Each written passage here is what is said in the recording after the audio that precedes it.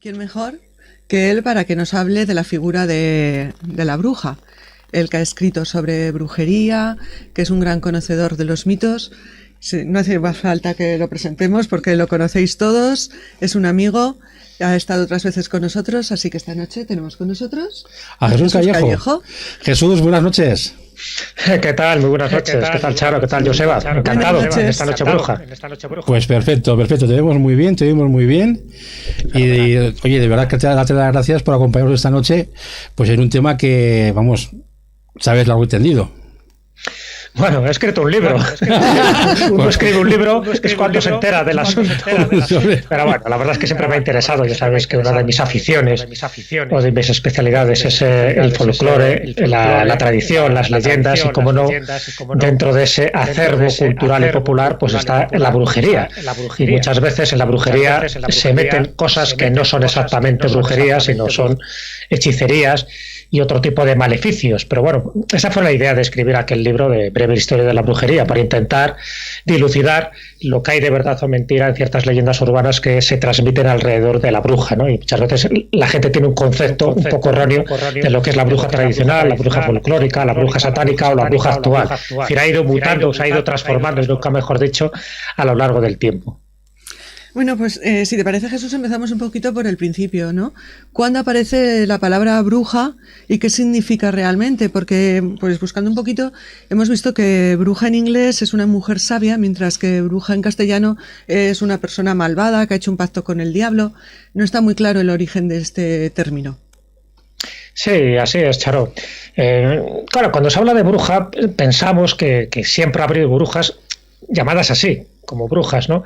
Y realmente no es verdad, porque la palabra bruja o brusa, porque es cuando aparece el primer término, fíjate, a finales del siglo XIII, en el Pirineo aragonés, es donde se empieza a recoger con ese nombre, ¿no? Como brusa, y de ahí ya luego deriva bruja y todas las variantes. A pesar de que en el País Vasco a lo mejor pues se llamaba sorguín, o en Galicia se puede llamar pues meiga, pero como bruja, como tal, es un concepto muy medieval. Antiguamente no quiere decir que no hubiera brujas, pero no se las llamaba brujas, ¿vale? Entonces se las podía llamar hechiceras. Es verdad que siempre existe una especie de confusión entre lo que es una hechicera y lo que es una bruja, pero como tal, como bruja, y sobre todo con el carácter diabólico y satánico que tiene bruja, ni siquiera es en el siglo XIII o en el siglo XIV, sino ya hay que esperar a ese siglo XV, en fin, a ese Maleus Maleficarum, a esa bula de Inocencio VIII, donde para considerar que una mujer es bruja, tiene que demostrar entre comillas, ¿no? Porque para eso estaban los inquisidores, si no había pruebas visibles, se encontraban las invisibles,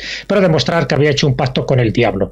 Entonces, por decirlo de una forma clara, la bruja, entendida como bruja satánica, sería la hechicera que ha hecho un pacto con el maligno, y a partir de ese momento adquiere unos poderes sobrenaturales, el poder de hacer hechizos o de fastidiar la cosecha del vecino, o de transformarse en algún tipo de animal, o acudir a la aquelarre montada en una escoba, o en algún animal de estos que ella tenía de compañía. En fin, poderes sobrenaturales que no tendría una persona común. Entonces, en ese momento es cuando empezaría lo que se llama la caza de brujas, pero ya la bruja entendida con un carácter satánico y no como una mujer sabia, que realmente sería la otra acepción que siempre ha tenido la mujer sabia, la mujer hechicera, la mujer vidente, la mujer adivina, la partera, la comadrona, es decir, a la que se acudía para determinados remedios, tanto del cuerpo como del alma, ¿no?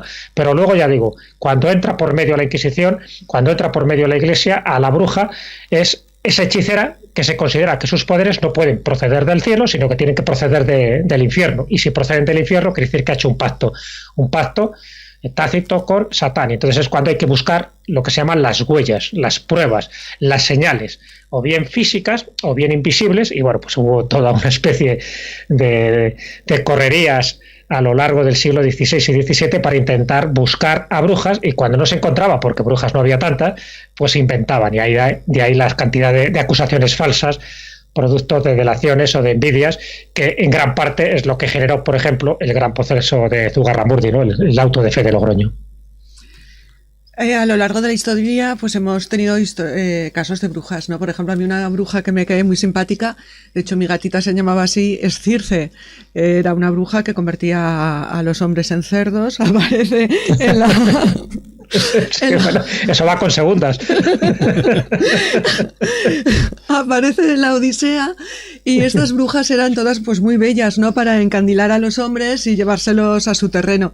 Sin embargo, hay un momento en que hay un clá y la bruja empieza a aparecer pues como la típica que nos han presentado siempre, es una señora mayor, pelo largo, una imagen que da miedo, ¿no? Una imagen de belleza. ¿En qué momento hay ese clac que hace que pasemos de ver a una bruja como una persona hermosa a verla como alguien que, bueno, todos los cuentos que nos han contado de pequeños, pues siempre la bruja es la mala, manos esqueléticas, la verruga?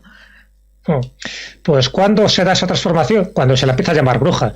Porque cuando tú hablas de Circe o de Medea, no se la llamaba brujas, ¿vale? Estamos hablando de esas hechiceras que aparecen tanto en la Odisea, como tú bien has dicho, como también en el viaje de Jasón y los argonautas, en las que se describe, por ejemplo, en la Metamorfosis, esta obra de Ovidio. Es decir, en la mitología griega y romana ya aparecen este tipo de mujeres y no aparecen como nosotros la representamos luego como brujas, porque ahí no se llaman brujas. Por eso insisto, que la palabra bruja, cuando ya se asocia como una mujer fea, malvada, con la verruga en la nariz, en fin, que tiene tratos con el diablo, que puede volar en escobas, todo eso ya es a partir del siglo XIV. Anteriormente, toda la tradición que hay de estas mujeres con poderes es indudable, porque fíjate Circe, pero claro, Circe estamos hablando de una mujer mitológica, ¿no? No hay una trascendencia real histórica, pero claro, Circe se encarga, pues eso, de hacer de las suyas, y una de las cosas que hacía, las dos cosas que hacía sobre todo con Ulises y con los demás, ¿no? Con los que intentaban, con Odiseo, como también se le llama, era que olvidaran su pasado, que olvidaran de dónde procedían, que olvidaran su hogar, aparte de transformarles en animales como en cerdos. Pero nunca se utiliza, ya digo, la palabra bruja. Entonces, ¿cuándo empieza a aparecer esa imagen estereotipada de esa bruja repugnante, maligna, que aparece en los cuentos de hadas, que aparece luego en las películas? Pues evidentemente a partir del siglo XIV, a partir sobre todo del siglo XV, cuando ya se las empieza a perseguir porque se considera que hacen el mal y que son aliadas, son sicarias del diablo, del maligno. Entonces, desde ese momento, claro, no pueden ser ya mujeres bellas. En general ya son, pues eso, mujeres muy mayores, tal como se las representa, me refiero, ¿no? Luego las acusadas eran de todo tipo, las había hasta niñas, ¿no? Que se las acusaba de hacer todo tipo de maleficios. Pero ese estereotipo surge en el momento que se las empieza a representar iconográficamente. De hecho, la primera representación que hay de una bruja montada en una escoba y volando es en el siglo XV. Antes no aparecen volando en escobas.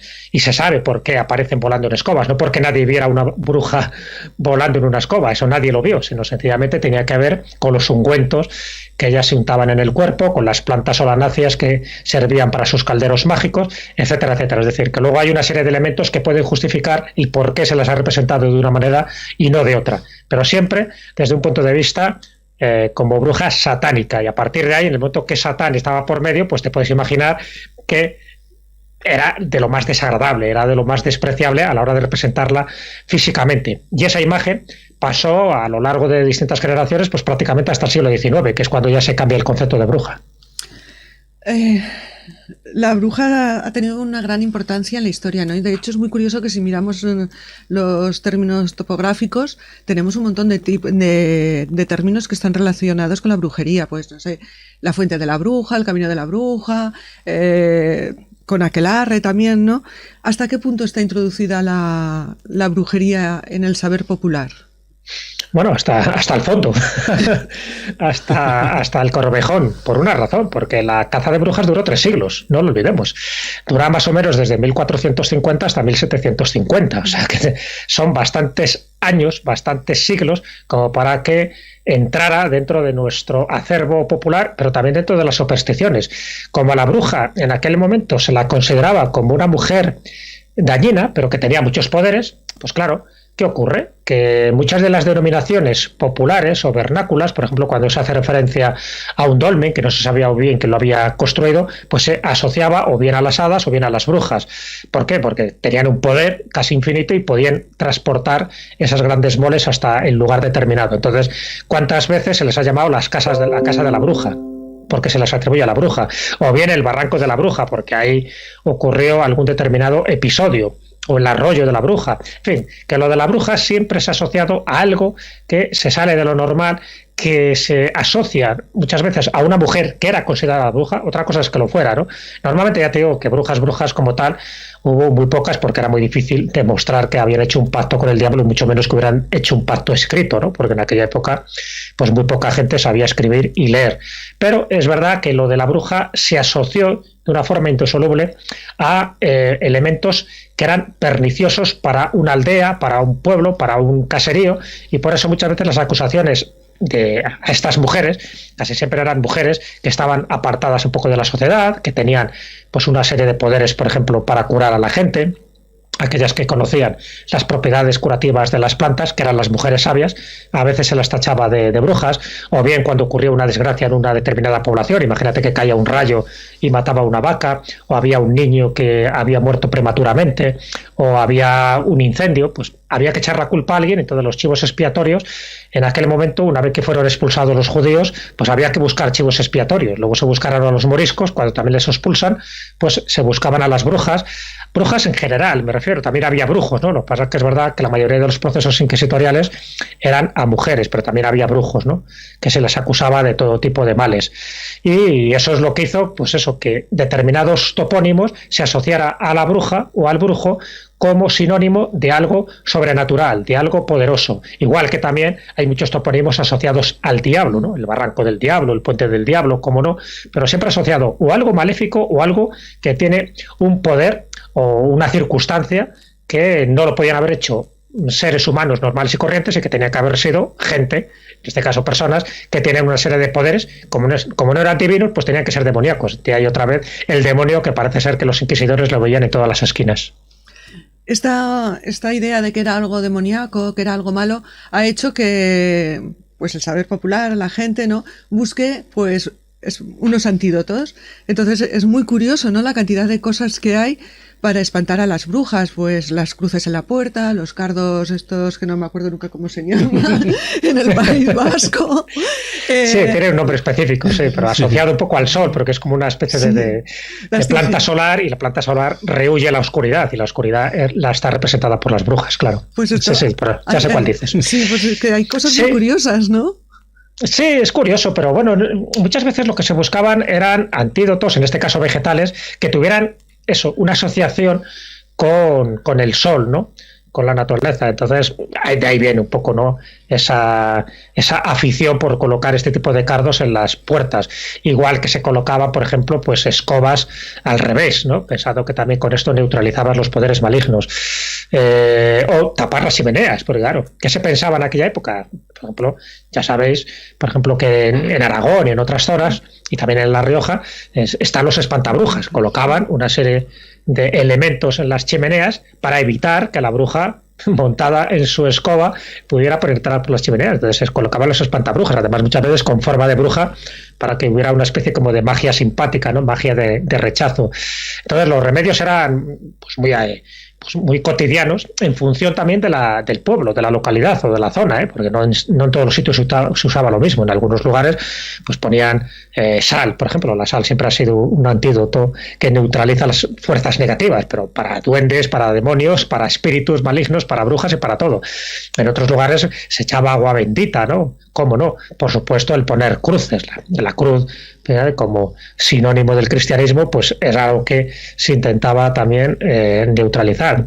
Las oraciones, ¿no?, los conjuros que se hacían también cristianos, el leer algunos salmos determinados, y sobre todo si los hacía un sacerdote. En fin, que siempre se buscaba muchísimas de estas fórmulas, porque en aquella época, no lo olvidemos, se creía a rajatabla en la existencia de estas personas. Ahora mismo nos puede producir risa, ¿no?, pues diciendo, bueno, ¿cómo puede ser que se lo creyeran? Pero es que ya te digo, estamos hablando de 3 siglos, o sea, esto no ocurrió durante un tiempo determinado. También es verdad que en España la caza de brujas fue muy leve, o sea, prácticamente no se consideró seriamente muchas de estas acusaciones, salvo casos muy concretos, ¿no?, como pasó en Zugarramurdi. En general aquí no se las daba mucha importancia porque se sabía que eran muchas veces delaciones o acusaciones a mujeres, pues eso, que no estaban bien vistas en el pueblo, y se las acusaba de cualquier cosa de estas.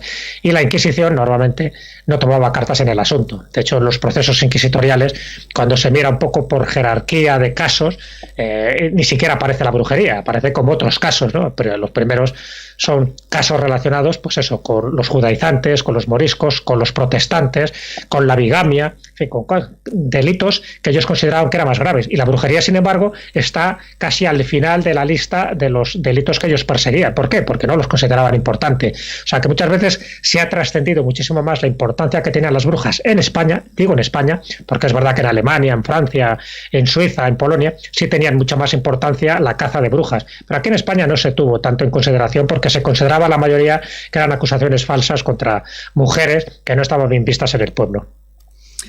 Con lo que comentabas es curioso cómo algunas de estas cosas se siguen utilizando, porque a mí me han dicho más de una vez que cuando tienes una visita en casa y es incómoda, que coloques una escoba detrás de la puerta de la calle, al revés, y que la visita se marcha.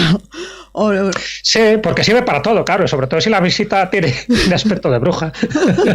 O la sal se sigue colocando en los rituales debajo de la cama, ¿no? Todavía seguimos arrastrando esas reminiscencias de aquella época, es curioso.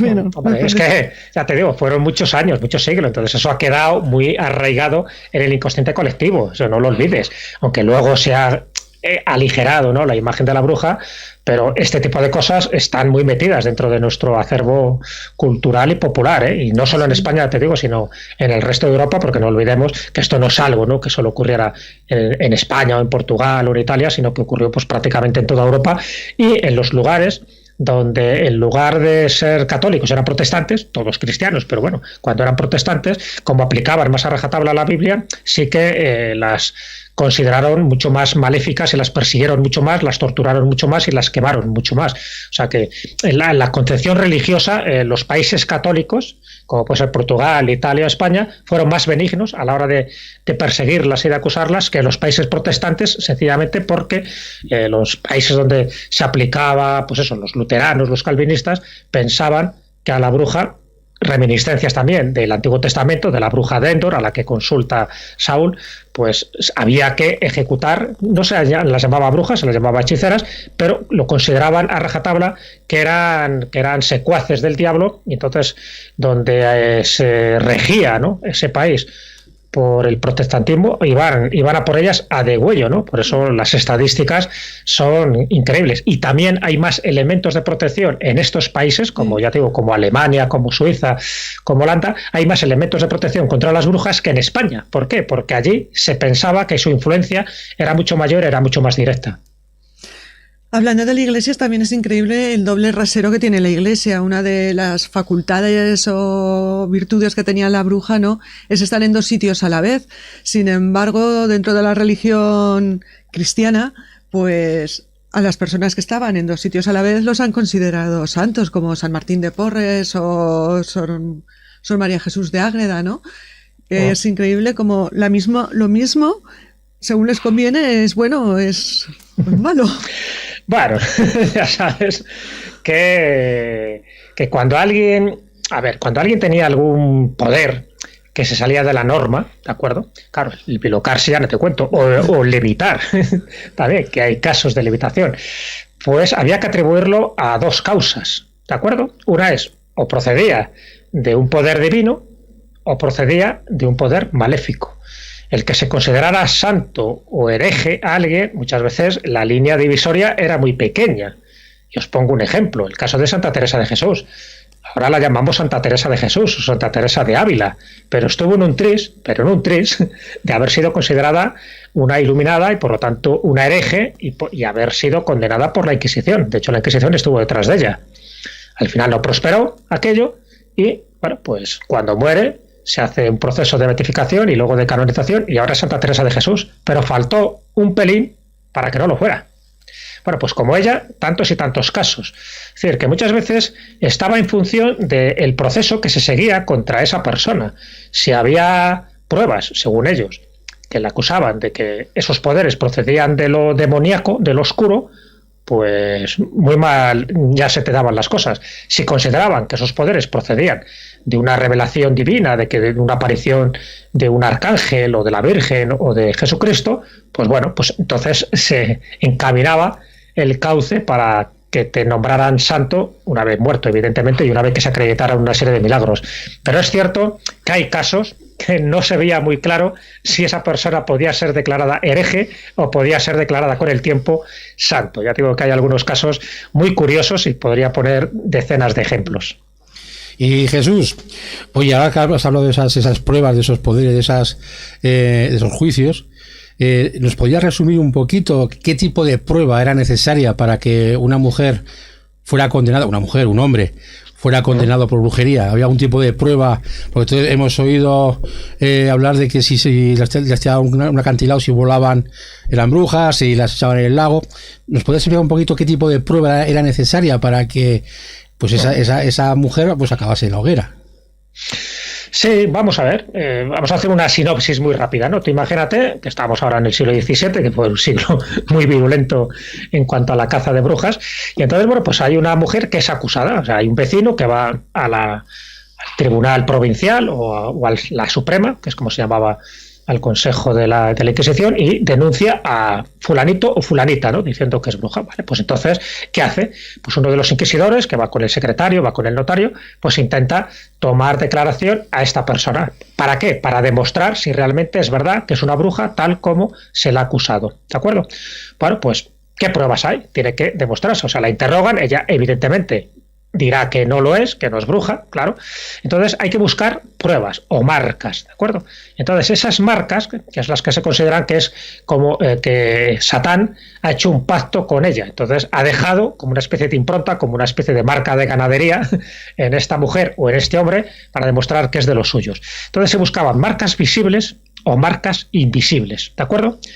Dentro de las marcas visibles, bueno, pues estarían, por una parte, bueno, salvo que hubiera un pacto escrito, lo cual era muy raro, ¿no? Eso sí sería ya la prueba definitiva, pero bueno, pocos pactos escritos se encontraron, algunos encontró, donde se dijera que fulanito o fulanita hacía un pacto con Lucifer o con Belcebú, con Satán, para conseguir ciertos poderes. Entonces había que buscar marcas visibles o invisibles. Las visibles, pues bueno, eran las que se llamaban marcas de Satán o marcas del diablo, que era, pues bueno, lo que se consideraba que te había dejado con la pezuña en alguna parte de tu piel. Entonces, pues si había alguna mancha, algún juanete, algún lunar, algún nebus o alguna cosa de esas en tu piel, pues era posiblemente una prueba de que tenías esa señal, ¿no?, diabólica.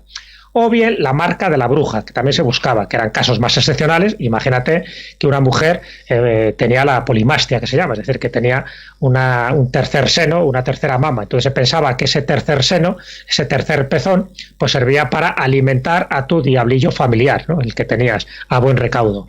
Bueno, pues la acusación que se hizo a Ana Bolena, por ejemplo, era acusarla de bruja, porque dicen que ella tenía esta polimastia, que tenía el tercer pezón y fue suficiente para declararla bruja y para que la decapitara, ¿no? Y se la quitó del medio Enrique VIII. Cuando no había unas marcas visibles muy evidentes, por cierto, otra marca visible es que tuvieras un tipo de señal extraña en la pupila de tu ojo izquierdo. Pues había que buscar marcas invisibles. Y las marcas invisibles, pues normalmente eran por dos elementos. O bien, porque te tenía que punzar con un alfiler, imagínate, en ciertas zonas de tu cuerpo. Y si no sangrabas, es decir, que eran zonas insensibles, que no solo no sangrabas, sino que no notabas nada. Es porque consideraban que el demonio había puesto ahí tu huella, ¿no?, con su dedo, y te la había dejado insensibilizada esa parte del cuerpo. Bueno, os podéis imaginar la cantidad de fraudes que hubo, ¿no?, de punzones totalmente trucados que se dieron sobre todo en Inglaterra. Y la otra, un poco lo que vosotros os referíais, era las ordalías. Las ordalías son los juicios de Dios. Es decir, cuando ninguna de estas cosas convenía, pues después de, bueno, pues que Dios decida. Entonces había varias ordalías, como podía ser la del hierro candente, la ordalía del agua amarga, la de las aguas calientes, o bien directamente tirarla a un río, ¿no?, que era el agua fría. Básicamente, que esa era la más habitual. Aquí en España no se hacían este tipo de ordalías, se hacían más en otros países europeos. Pero básicamente la ordalía del agua era que a la bruja se la ataba de pies y manos y se la lanzaba al agua. El agua estaba considerado como un elemento purificador, ¿de acuerdo? Simbolizaba lo puro.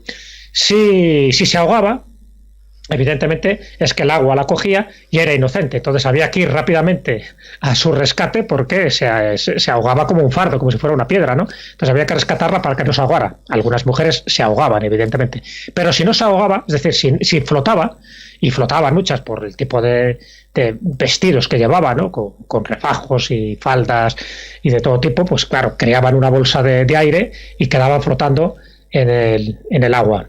Entonces se pensaba que el agua no los acogía y por lo tanto era una prueba de su culpabilidad. Dios hablaba y la ordalía era de culpabilidad por parte de esta mujer o de este hombre. Esa era la ordalía del agua, ¿no? La peor era todavía la del hierro candente, que tú tenías que agarrar un hierro candente y caminar como mínimo 7 pasos sin gritar, ¿no? Sin pegar un alarido, lo cual era bastante complicado. Y que luego, al cabo de otros 7 días, no te quedara huellas en la mano de las quemaduras, con lo cual también se consideraba que era una prueba de inocencia. Bueno, burradas que se hacían. Yo te digo, aquí en España no se hicieron tanto este tipo de ordalías, pero lo que sí se buscaban era eso, marcas visibles o marcas invisibles, y eso pues generó pues muchísimo pícaro que había que encontrar brujas, porque localizar a una bruja también te daba un dinero, te daba un beneficio. Entonces, pues imagínate, ¿no? Alrededor de este negocio, pues cuánta gente había para buscar brujas, que luego, en muchos de los casos, se demostraba que eran acusaciones totalmente falsas. Estaba mirando a ver si había alguna pregunta y solamente ha preguntado Belén Delgado que si puedes contar la historia de la escoba de la bruja. De la escoba de la bruja o de la escóbula de la brújula. Sí, es de la escóbula. Bueno, sí, he contado un poco por encima, ¿no? Lo de por qué me imagino que se refiere a eso la pregunta, por qué a las brujas se las representan subidas, ¿no? Ahorcajadas en una escoba y están volando por ahí. De hecho, hasta Goya, ¿no? Las pintó de esta manera, pero también Hans Baldung y bueno, tantos y tantos pintores de Europa a partir del siglo XVI se las representaba de esta manera. ¿El por qué? El por qué si realmente nunca se las vio volar. O sea, no hay ningún testimonio directo de que dijeran yo he visto volar a una bruja. Normalmente eran en confesiones que hacía la propia mujer, confesiones muchas veces bajo tortura, os podéis imaginar, diciendo que sí, que había cogido la escoba y que se había ido volando hasta el aquelarre más próximo, hasta el sabbat, hasta la reunión de brujos, donde luego hacían pues todo lo que hacían, ya sabéis, el banquete, los rituales, las orgías, los bailes, en fin, el beso al macho cabrío, etcétera. Hoy sabemos, ¿no? Un poco por qué decían este tipo de cosas. Entonces había una parte de verdad y había una parte de fantasía. La parte de verdad es que muchas de estas mujeres se creían a rajatabla que podían volar montadas en una escoba. ¿Y por qué era una escoba y no en otro instrumento de la cocina? Porque cuando querían entrar en trance, a ver, muchas de estas personas para conectar con el mundo invisible, pues se drogaban. Pero no se drogaban con la ingesta, pues yo qué sé, de la manita muscaria, ¿no? Sino que se frotaban en el cuerpo una serie de sustancias y esas sustancias se sabe de dónde procedían.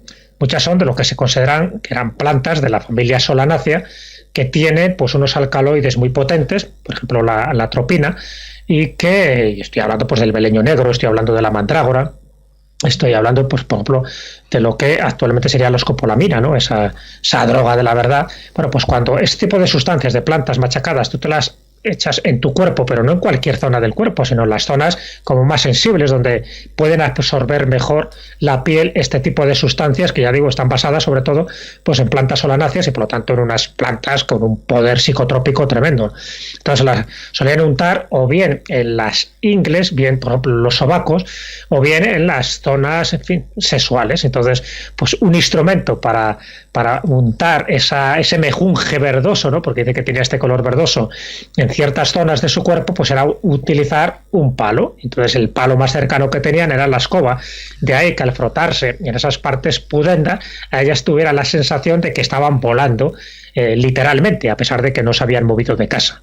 Esto es algo que demostró, por ejemplo, uno de los grandes médicos que tuvimos en España, que es Andrés Laguna. Él nació en Segovia, pero bueno, ejerció la medicina en distintas partes de Europa, por ejemplo en Alemania.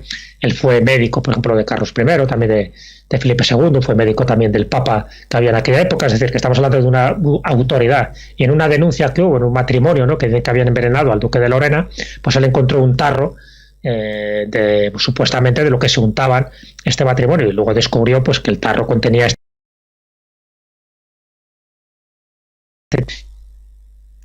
nunca llegó a volar a ningún aquelarre, ni hechizos a nadie. Pero bueno, sí se la condenó como tal, porque en aquella época a Andrés Laguna no le hicieron demasiado caso. Era más fácil creer en el diablo que creer en una explicación científica.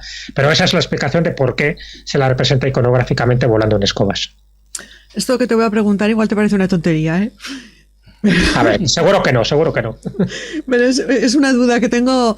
La brujería normalmente en España se sitúa toda en la zona del norte, especialmente País Vasco y Navarra, ¿no? Y sobre todo por la zona del Baztán. Siendo el Baztán una zona donde estaban los agotes, ¿brujería y agotes tienen relación? No necesariamente, para nada. Primero porque la brujería no solo está reducida a esa parte de la geografía española. Se han encontrado brujas prácticamente en toda la península y también en las islas, ¿no? También se han encontrado, cuando me refiero a encontrado, es que hay procesos inquisitoriales contra personas declaradas brujos o brujas, ¿de acuerdo? También es verdad que en la zona vasco-navarra, a raíz del auto de fe de Logroño, ¿no?, donde se acusa pues a varias mujeres de Navarra y de Zugarramurdi, pues bueno, tuvo muchísima repercusión, pero por ejemplo en Cataluña hay muchísimos casos de brujería y además con una incidencia mucho más grave todavía, ¿no?, porque se ha recogido incluso hasta 400 ejecuciones de personas declaradas brujas, lo cual eso es algo insólito comparado con el resto de la península, porque no se ejecutaba a tantas mujeres con ese delito, porque estaba considerado un delito la herejía de la brujería.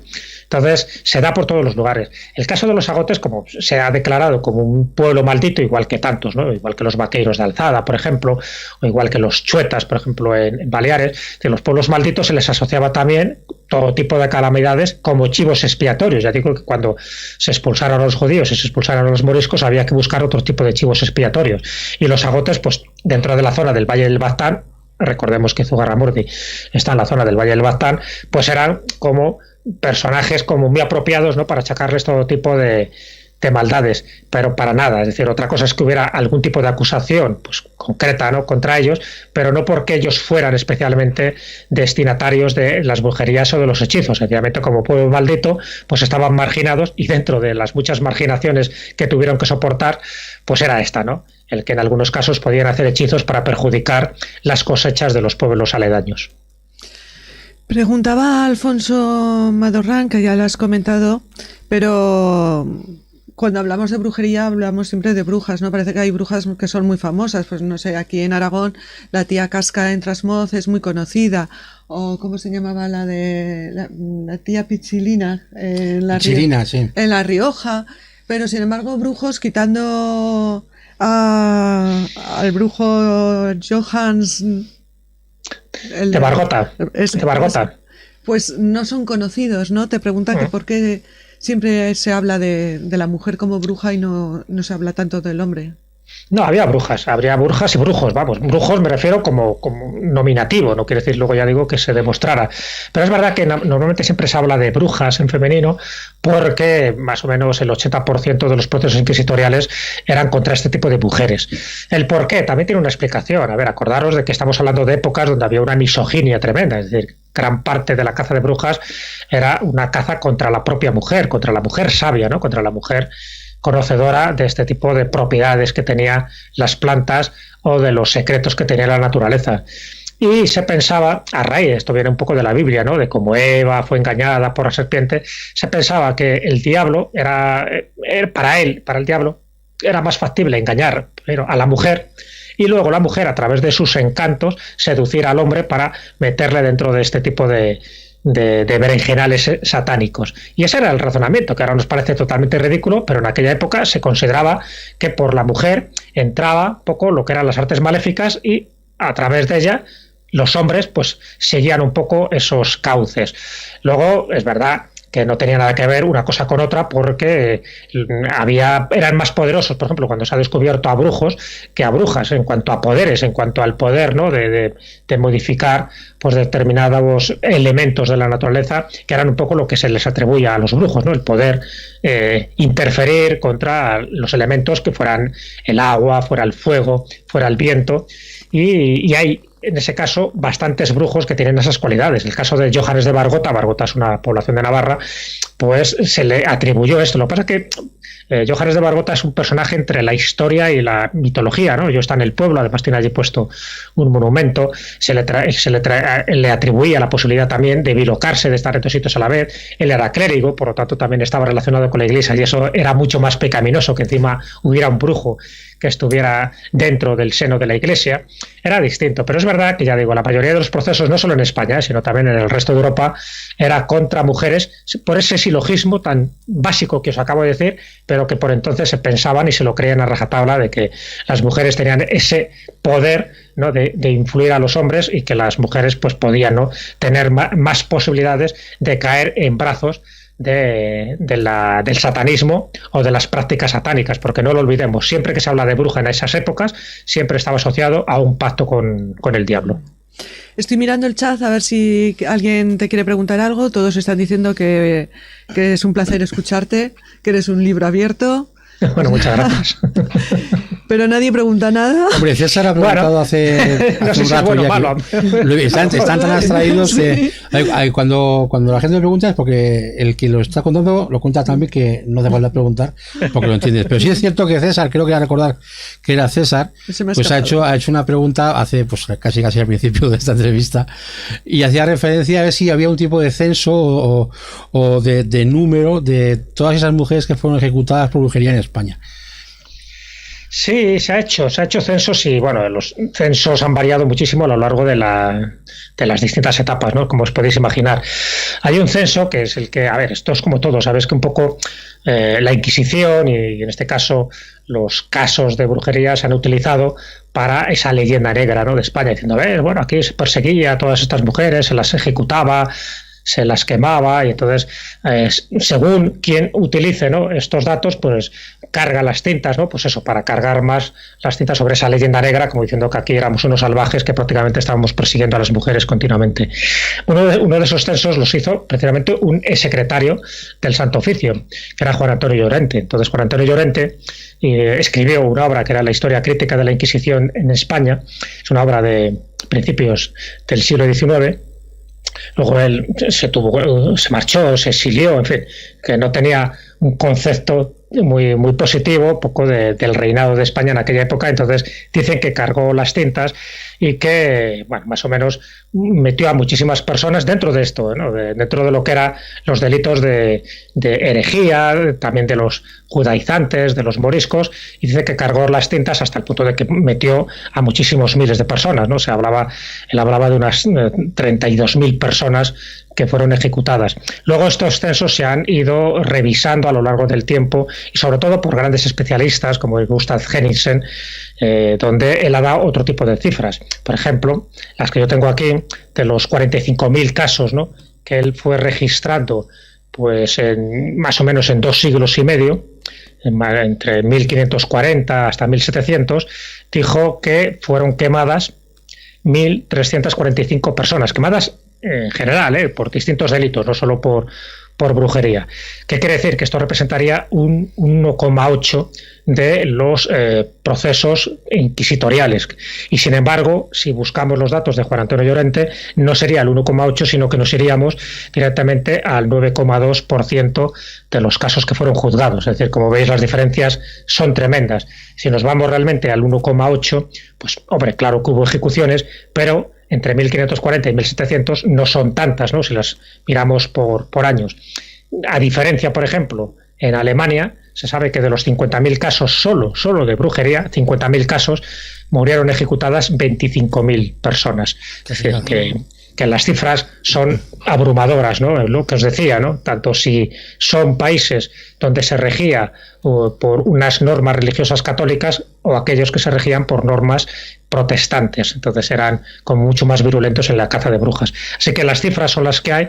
Es cierto que si sumáramos y fuéramos así como muy benevolentes dentro de la caza de brujas en España a lo largo de todos estos siglos, pues como mucho, pues pudieron haber sido ejecutadas de una forma directa o indirecta, ¿no? Porque muchas morían en la cárcel, en fin, otras eran quemadas en efigie, pero podían ser a lo mejor 500 casos, a diferencia de estos 25.000 que os acabo de contar de Alemania. Entonces, bueno, las diferencias son abismales, entonces ya no es la leyenda negra que nos han querido atribuir y tampoco es la leyenda rosa. Es decir, lo bueno es dejar las cifras tal como son concebidas y sobre todo por investigadores de mucho prestigio, como es este caso de Gustav Henningsen, el autor, por ejemplo, del abogado de las brujas, que hizo todo un estudio muy riguroso sobre el auto de fe de Logroño de 1610, ¿no? Cuando se analiza todo el proceso de Zugarramurdi. Bueno, pues digo que para mí Henningsen me merece mucho más confianza que Juan Antonio Llorente, que cuando escribió aquel libro a principios del siglo XIX lo escribió con cierto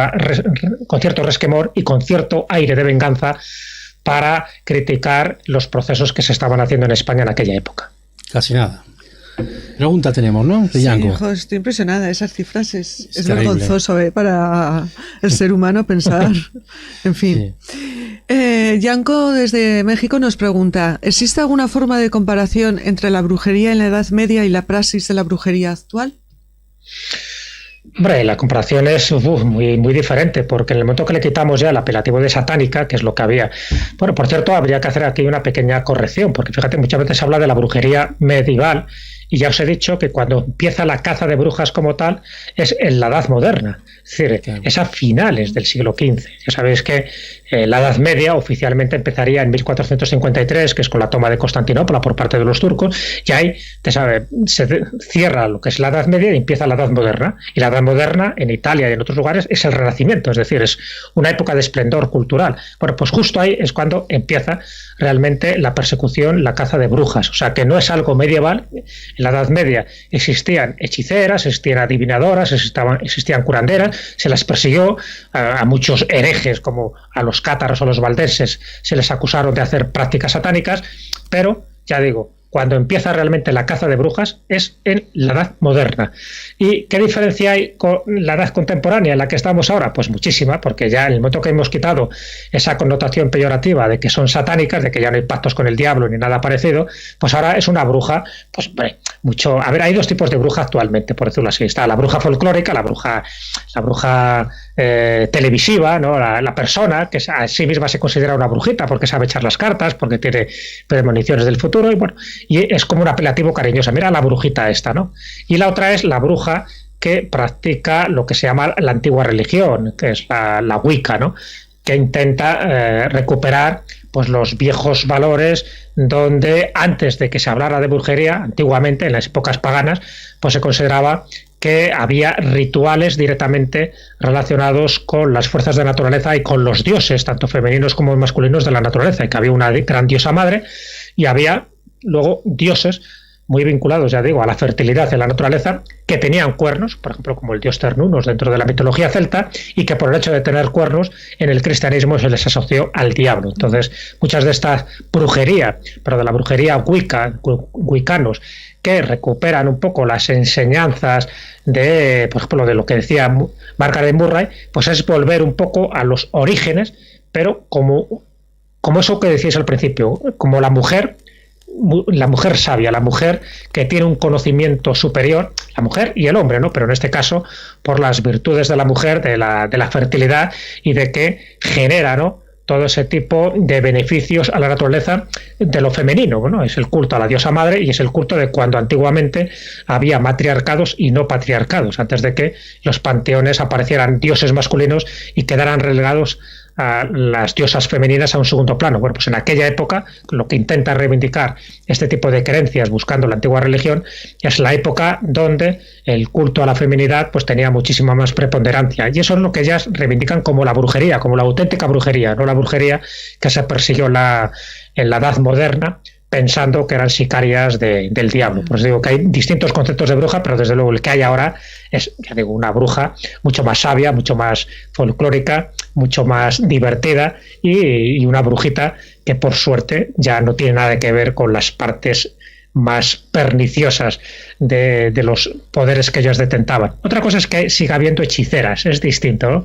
Y la Celestina yo creo que es un prototipo muy claro dentro de la literatura del siglo de oro español. Hechiceras sigue habiendo, como tal, me refiero, como capaces de hacer hechizos, pero brujas, esas brujas satánicas han desaparecido, por lo menos en el concepto que nosotros tenemos de ellas. Otra cosa es que en determinados poblados todavía sigan considerando o se sigan creyendo que hay brujas satánicas. Esa es otra historia. Bueno, no sé, casi nada, casi nada. Hemos comentado cuando hemos hecho la conexión con Jesús, le he hecho unos 40 minutos y tal. Jesús, llevamos una hora, te hemos pegado un atraco aquí de conocimiento. Te hemos secuestrado. Nada, siento enrollarme tanto. No, pues vamos. No, que va, estamos encantados. Aquí estaríamos. Tenemos a Enrique, ¿verdad? Sí, si no.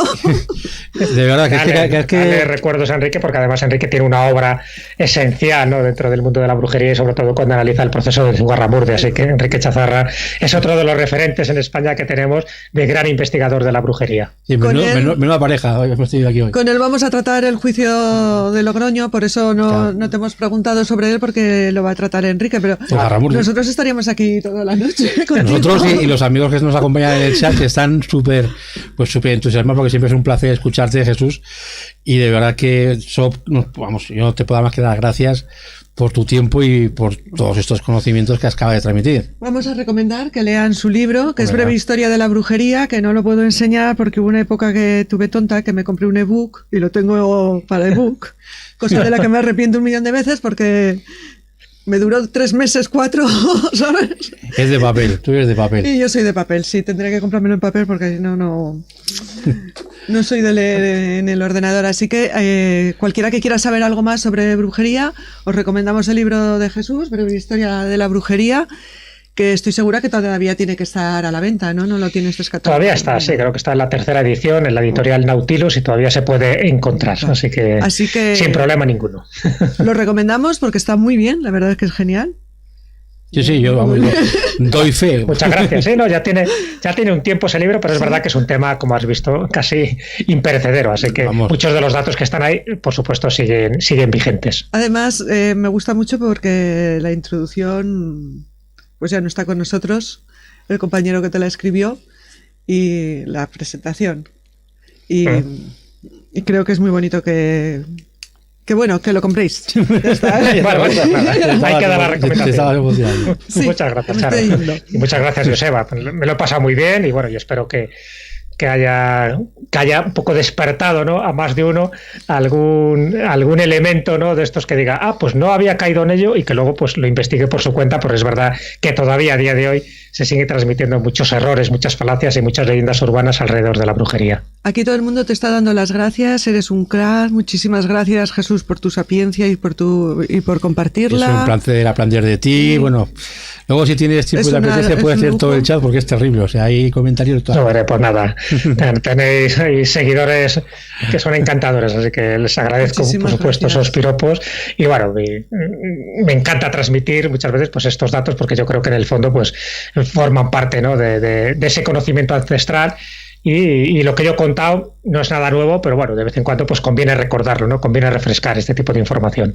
Muchísimas gracias, de verdad, ha sido un placer. Muchas gracias, amigo. Gracias a vosotros, cuidaros mucho. Tú también. Hasta la próxima. Adiós. Grande Jesús, pero grande de los grandes.